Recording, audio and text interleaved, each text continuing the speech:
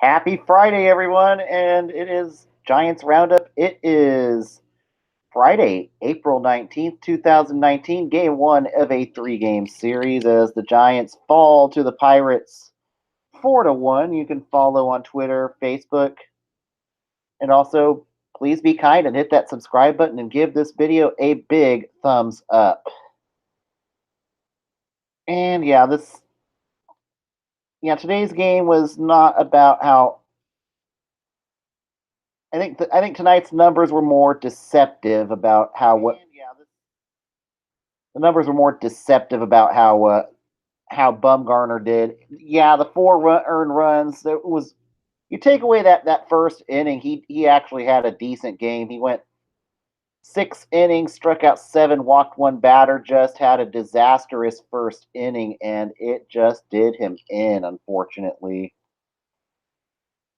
And it started with a double by Cervelli. It scored Josh Bell and Kang. It was 2-0 Pirates, and then Reyes singles to left. Cervelli scores. It's 3-0 Pirates, and then Shuck singles to shallow center, and it scores Reyes, and it's now 4-0. So yeah, it is what it is there, and the Giants just could not get on the board. And yeah, honestly, you take away that bad inning, Baumgartner was good. He just got and he just did not get any run support. The Giants only had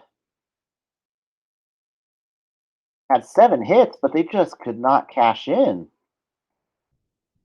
Posey went 2 for 4 in this game. Pilar 0 for 3, and then after he slammed the bat,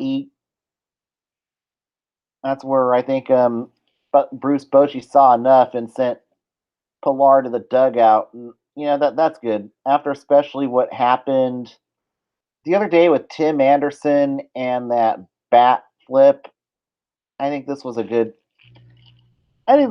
smart move by Bochy to have a Pilar sit down because I didn't care for it. I really did not care for it. And then in the 8th inning of this game, we had a very scary collision Sterling Marte and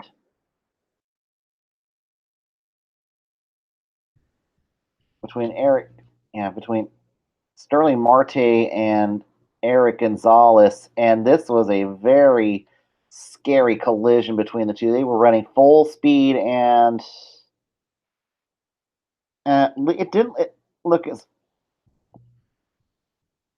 and it looks like both players might have just got the wind knocked out of them. Luckily, it wasn't too damaging, but that was just some scary shit there in that collision, and both players ended up out of the game. Moran comes in to play third. Kang moves to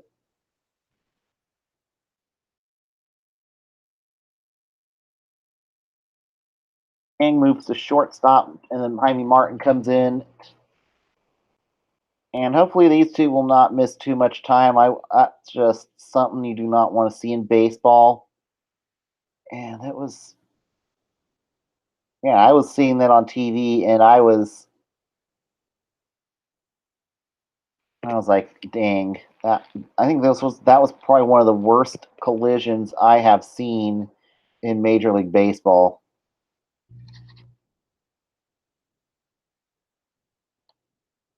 But then the Giants do benefit off of that with a hit by Posey. It would score Solarte, and 4-1, and then that would be your final. And now the Giants are 8-12 on the season, and one game away from the cellar at this point with Colorado at 7-12, Giants at 8-12. Now they move on to tomorrow, and also I don't fault. I think also the rain might have had a factor of a Bumgarner shaky start. The rain delays can mess with a pitcher's psyche, so that is certainly got to have some factor into that. But after that, though, he did settle down, so that was very promising out of Bumgarner. He does go 6 innings, and So you take the good and the bad with that one. I'm going to cite it more to the weather, and certainly rain is in the forecast in Pittsburgh the next 2 nights. So rain is in the forecast all of the Pittsburgh series, and tomorrow on 420 it will be. Oh, make a note. This will be a FS1 game tomorrow. It will be a 1 o'clock game, 4 o'clock on the East Coast. So we're gonna have some interesting battles with the shadows if the weather cooperates, and it looks like it's going to be Derek Holland against Jamison Tylon. So you just want to get some innings out of Holland. Hopefully, we get the good Derek Holland and not the bad Derek Holland in this one. Tylon right now is 0-2 with a 3.43 ERA on the year.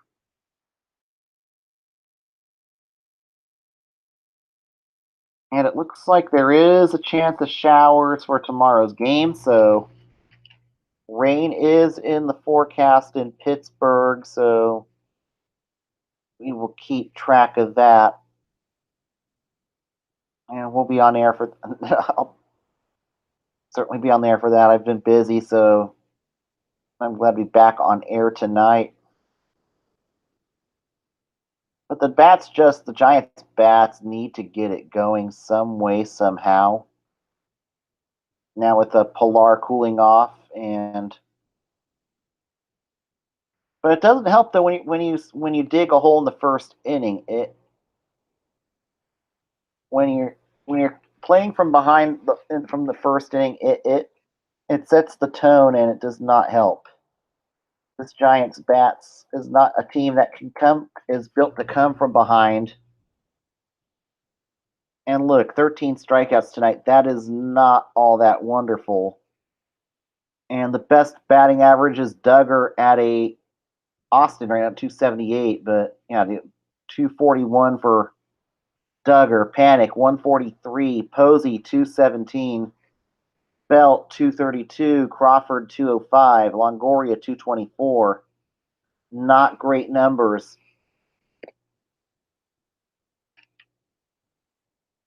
And until the Giants can start hitting with some consistency, they're not going to win a lot of games. And this could have a lot of weight on what happens to this offseason. I think there's a real possibility that when Bochy does hang it up this offseason, that a lot of the current coaching staff may simply not be retained. You may Ron Wotus let go. You might see Hensley Mullins not retained. So realistically, Bochy's assistants, they're coaching for their jobs this year, and I think the only one that the only holdover could really be Kurt Young. But I think Alonzo Powell could be gone. I really think Wotus might walk away. Hensley Mullins could be gone. I think it could be a whole new coaching staff along with whoever becomes the next manager of the Giants. So that is. So yeah, I think coaching's part of the problem, and they need to start coaching like they want to stay. They're just seems like they're going through the motions of Bochy leaving, and it might force Zaidi's hands to go with an outside hire, and that would not be such a bad thing at this point to look at outside hires this offseason. I don't think it. I don't think they can hire. I don't think anybody in house is a candidate to replace Bochy. That's just how I feel right now, and it's just time to. And unless the bats get going and we see more consistency out of the bats, I just think honestly you cannot retain this coaching staff this offseason.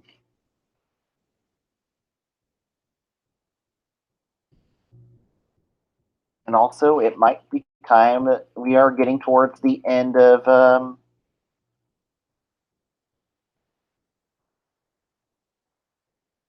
and we are getting near the end of April. So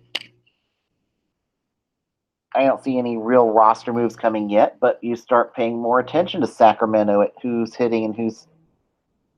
Mike Gerber's cooled off a bit over there. You've got Solano hitting well. You've got Williamson hitting 314, but and Williamson did hit his first homer, so we are kind of transitioning over to the River Cats right now. And Williamson's hit his first home run of the year in Sacramento tonight, so that was.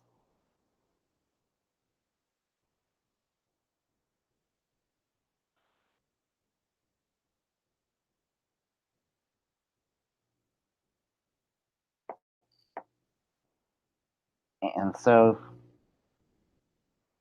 And look at Pomeranz. Pomeranz has not been able to get you 5 innings. At some point, you start looking at moving Pomeranz to the pen or DFAing Pomeranz, and you know you've got Beatty who's pitching, who's looking more like a much improved pitcher. Maybe he could be this year's Chris Stratton.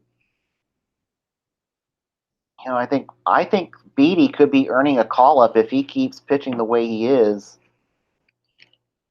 and you could see a guy like Pomeranz get the Giants move on from Pomeranz. He's hasn't done anything to lose the job just yet, but he's just not putting up good numbers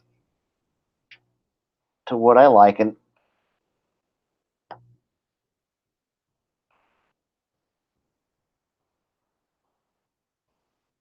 I think we're starting to see the beginning of the end of Austin Slater. He's not hitting well in Sacramento this year. Aramis Garcia, is that Aramis or is it? No, it's Anthony Garcia, my bad. Looks like Aramis Garcia's got the night off tonight. Stephen Vogt catching. But currently the River Cats lead the Bees 8-1. Sacramento on the year is. And I'm seeing a much improved Sacramento team this year. So this early on in the season, we're seeing some better play at AAA, which is encouraging. Which is very encouraging going into the month of May here. Now it's time to wrap it up with the MLB reach around for your Friday night. In New York, the Yankees spank the Royals 6-2, taking the win. CC Sabathia taking the loss. Jake Junis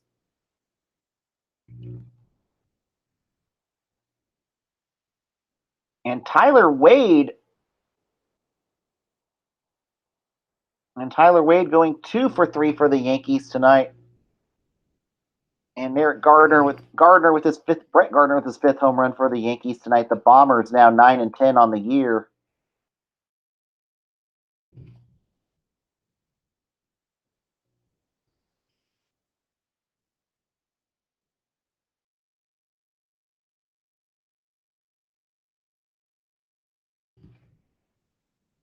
In Chicago, the Cubs beat the Diamondbacks 5-1, taking the win. Kyle Hendricks, who pitches 7 scoreless innings, strikes out 11.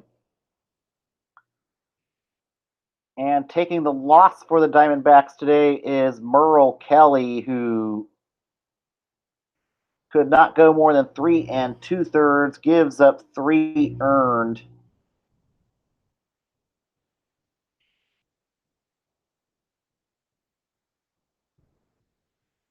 And Matt Cote comes in and pitches half decently for the second part of the game.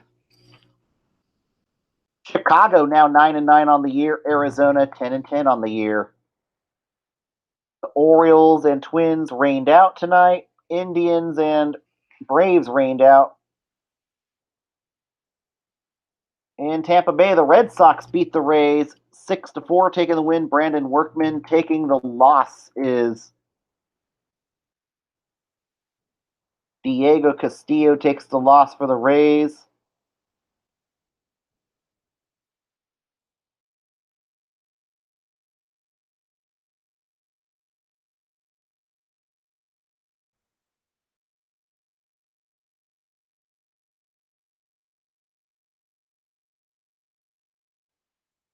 And Erasmo Rodriguez gets the start. Ryan Stenick, the opener. Yarborough, 3 earned and 3 innings pitched.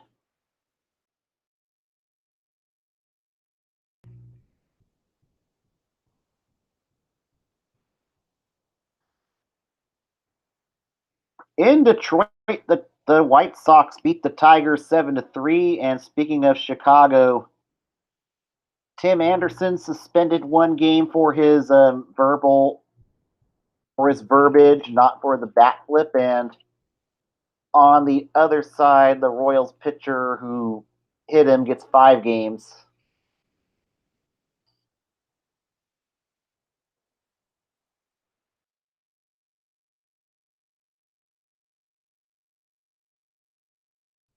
Carlos Rodon gets the win. Jordan Zimmerman gets the loss, who gives up 5 earned in 6 1/3 innings pitched.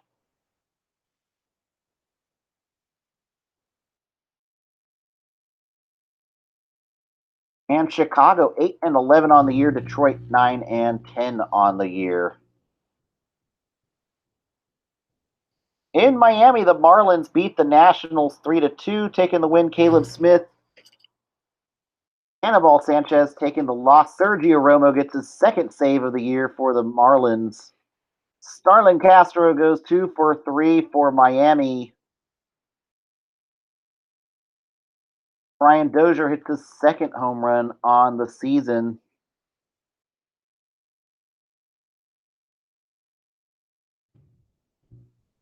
In Arlington, in the Battle of Texas tonight, the Astros win their 11th game in a row, beating the Texas Rangers 7-2, taking the win. Justin Verlander, who pitches like an ace, only 1 earned, strikes out 8 and 7 innings pitched. Drew Smiley, not smiling after tonight, 4 earned, surrendered in 3 2/3 innings pitched, walks 3 batters. George Springer going 2 for 3 for the Astros tonight. Altuve hitting his 8th home run of the year. Bregman his 3rd home run on the year.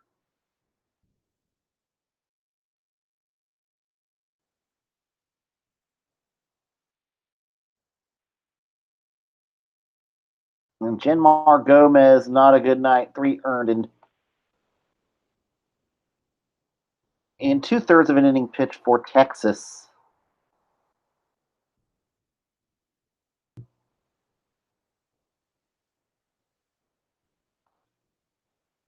In St. Louis, the Mets beat the Cardinals 5-4 tonight, taking the win. Seth Lugo taking the loss. Adam Wainwright, who surrenders 3 earned and 3 innings pitched. Robinson Cano going 3 for 5 tonight. Yonder Alonso hits his 7th home run on the year. Vargas only goes 4 innings, allows 1 earned. So we could see Lugo slotting into the rotation really soon. Wainwright, Wainwright not the pitcher he once was. And New York now just a half a game behind Philadelphia. St. Louis 2 games back of Pittsburgh. Yeah, Pittsburgh 11-6. I don't think that will be the standings when we get to the month of June, so that's we'll have to say there about that.